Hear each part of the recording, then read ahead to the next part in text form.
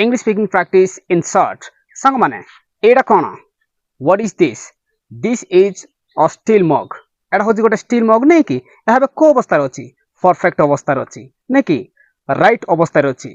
जदि एहा को तळको करो, एहा को उल्टा करो अर्थ ए जो पानी जोपटर भरिबा ताहा को हमें तळको करिबा ताहले एटा उल्टा अवस्था रे हला नै कि? Please turn the mug right side up माने कोन? ए जो पानी जोपटर भरिबे ताहा को ऊपर करा दे। Please turn the right side off and please turn the mug upside down. Please turn the mug right side off. Please turn the mug upside down. Please turn the mug right side off. सांग माने ए जो तळक होइक रहिता है जदि मग टाको सीधा करो माने तार अवस्था को नै आसो राइट साइड माने राइट पोजीशन रखो। राइट पोजीशन अर्थ कोन? जोपटर पानी भरा दे से ओटर रखिया नै कि तो ताहा को please turn the mug right side of.